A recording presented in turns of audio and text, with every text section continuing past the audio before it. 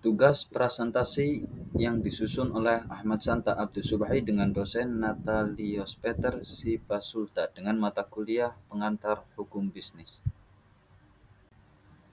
Keadilan dalam bisnis dan hak pekerja, yaitu yang pertama adalah pendahuluan. Tujuannya yaitu menjelaskan pentingnya keadilan dalam bisnis dan pemenuhan hak-hak pekerja.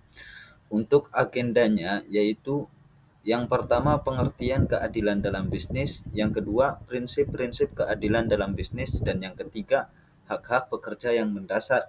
Empat, manfaat keadilan dalam bisnis, dan yang terakhir yaitu studi kasus dan praktik terbaiknya kerja. Yang kedua, pengertian keadilan dalam bisnis, yaitu definisi keadilan dalam bisnis yaitu adalah praktik menjalankan bisnis dengan cara yang etis dan adil bagi semua pemangku kepentingan. Komponennya yaitu keadilan distribusi, pembagian sumber daya, dan keuntungan yang adil. Kemudian keadilan prosedural yaitu proses transparan dan adil dalam pengambilan keputusan. Dan terakhir yaitu keadilan interaksional yaitu perlakuan yang hormat dan adil terhadap semua individu.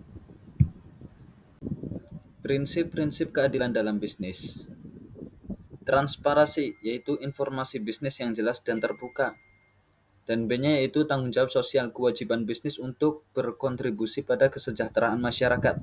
Dan yang keempat, etika dan integritas, mematuhi standar etika dan moral dalam setiap tindakan bisnis. Hak-hak pekerja yang mendasar, yaitu hak atas upah yang adil. Pekerja harus menerima upah yang sesuai dengan pekerjaan yang dilakukan. Dan hak atas kondisi yang kerja aman, lingkungan kerja harus aman dan sehat.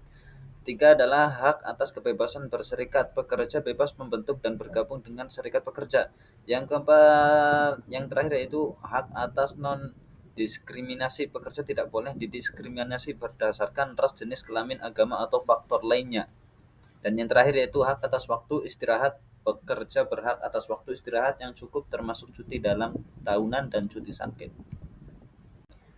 Setelah itu, manfaat keadilan dalam bisnis. Manfaat keadilan dalam bisnis yaitu meningkatkan moral dan produktivitas pekerja. Pekerja yang diperlakukan dengan adil lebih termotivasi dan produktif.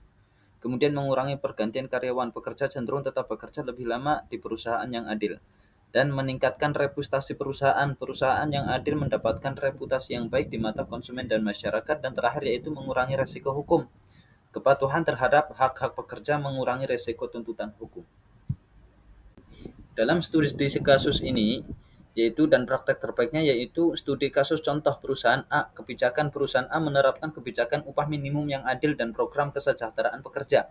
Dan hasilnya peningkatan produktivitas dan penurunan tingkat pergantian karyawan. Dan praktik terbaiknya yaitu pendidikan dan pelatihan, memberikan pelatihan kepada pekerja tentang hak-hak mereka, terutama komunikasi terbuka, yaitu membangun saluran komunikasi yang efektif antara manajemen dan pekerja. Dan kesimpulannya yaitu adalah keadilan dalam bisnis dan pemenuhan hak pekerja adalah aspek penting yang harus diprioritaskan oleh setiap perusahaan. Dan kesimpulannya yaitu adalah demikian presentasi hari ini.